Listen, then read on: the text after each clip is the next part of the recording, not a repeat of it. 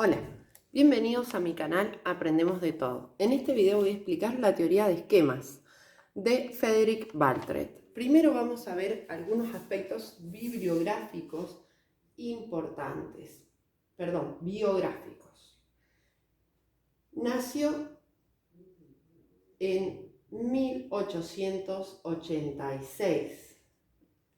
Creó la teoría de esquemas. Y la palabra esquemas les debe sonar de Piaget, que desarrolla la teoría cognoscitiva de los estadios, ¿sí? O del desarrollo cognitivo. En esta teoría vemos el concepto de esquemas y Piaget nace en 1896, o sea que él escribe su teoría en base a la teoría de Bartlett. Él fue un profesor y psicólogo y dentro de la psicología se dedicó a la psicología experimental, que es básicamente lo que se dedicó también Piaget. Piaget veía cómo el sujeto interactuaba con los objetos y en esa interacción cómo construía su proceso de pensamiento o aprendizaje. Bien, vamos a ver los conceptos básicos de esta teoría, ¿sí? Expone que los recuerdos y el pensamiento son procesos constructivos. Expone que los recuerdos y el pensamiento, ya lo voy a explicar, son procesos reconstructivos. ¿Por qué dice reconstructivos? Porque tiene la visión de que cuando nosotros observamos algo, ¿sí? No lo incorporamos o interiorizamos de forma objetiva, sino subjetiva. Tenemos recuerdos y pensamientos subjetivos, por eso los reconstruimos. Experimentó leyéndole muchas veces a las personas fábulas y descubrió que recordaban algunas cosas, no todas, y que trataban de cambiar elementos a nombres que ellos ya tenían en su pensamiento. Por ejemplo, si la fábula decía, Caperucita tenía una cesta llena de frutillas, y cuando las personas a quien les leía o los sujetos de aprendizaje reproducían, en vez de decir cesta, que no estaban familiarizados con esa palabra, decían canasta. Y así se dio cuenta cómo ellos, cuando incorporaban al recuerdo estructuras o esquemas, las estructuraban en base a los conocimientos previos. Entonces él dice, la memoria es un sistema cognitivo que nos permite registrar, almacenar, elaborar y recuperar información de lo que vivimos, en ocasiones de forma precisa y en otras con peligrosas interpretaciones. A estas las llamamos falsas impresiones. Ya les voy a dar un ejemplo. Vamos a copiar la teoría. Él dijo, la memoria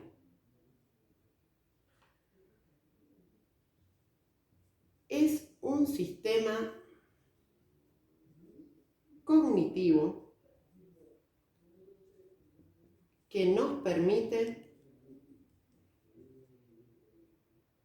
registrar, elaborar,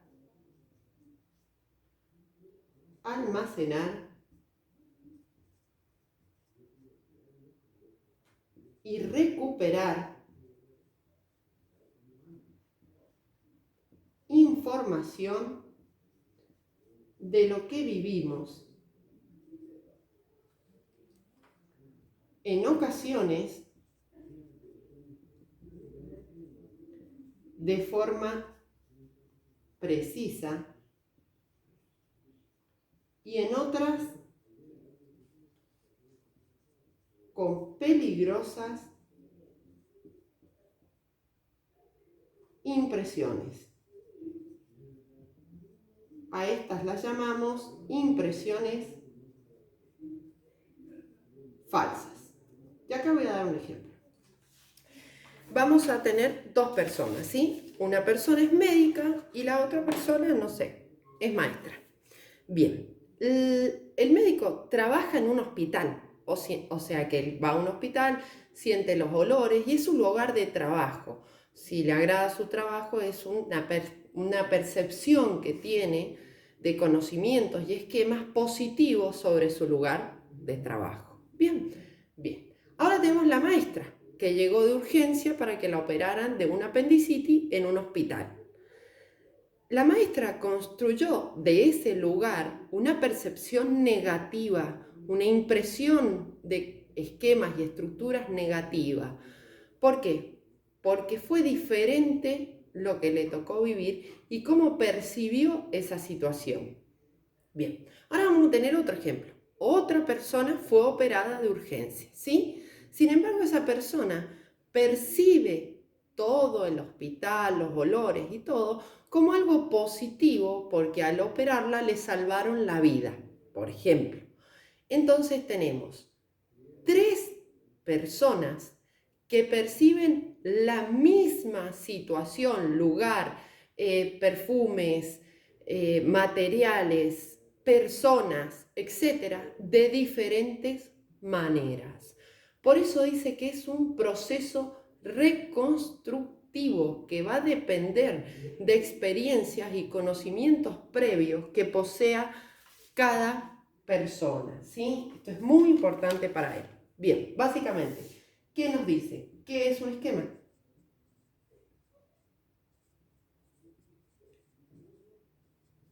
Y dice lo siguiente. Es la manera en la cual el conocimiento o información es organizada y almacenada en la memoria para ser utilizada cuando se necesite. Es la manera en la cual el conocimiento o información es organizada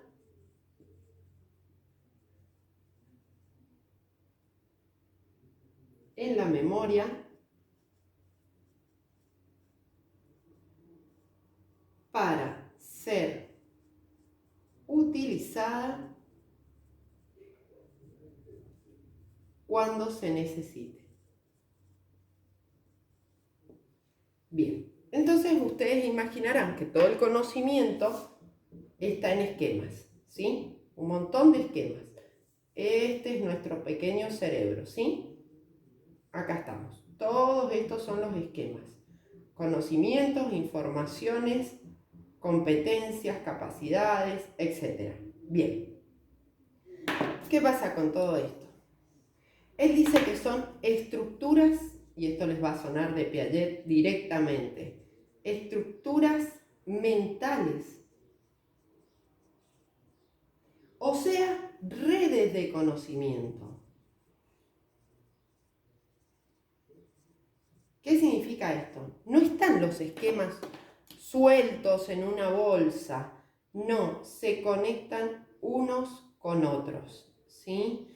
Por ejemplo, para poder comer, yo necesito primero saber hacer, o sea, la capacidad de levantar la cuchara para comer, ¿sí? De ahí tengo que percibir si la comida me gusta, si no me gusta, eso en algo básico, como es alimentarnos, ¿sí?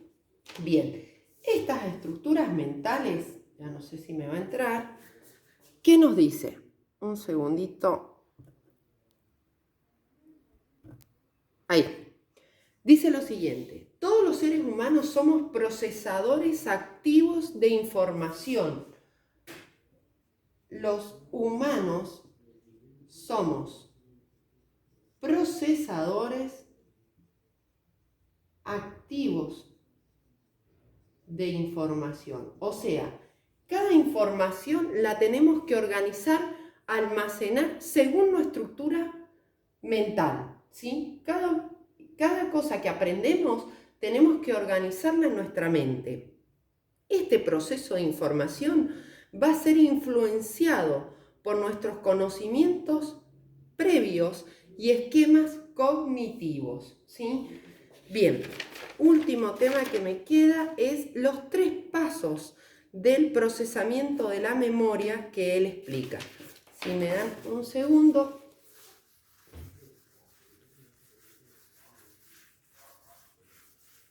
Él dice lo siguiente.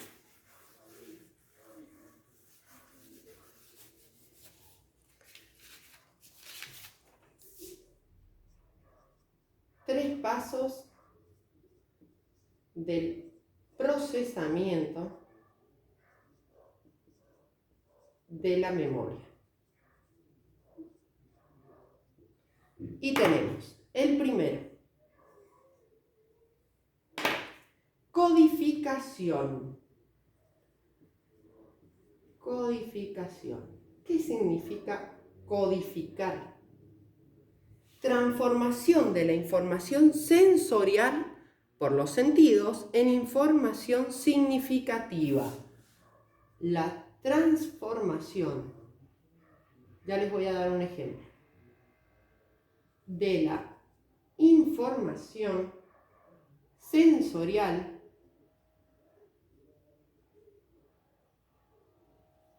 por los sentidos en información significativa. Por ejemplo,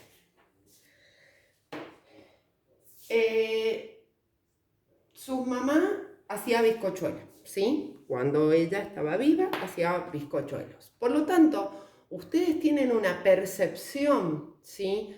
Una codificación de esa información que es un olor en algo positivo, ¿sí? Entonces, es significativo para ustedes un esquema sensorial de un perfume a bizcochuelo. Bien.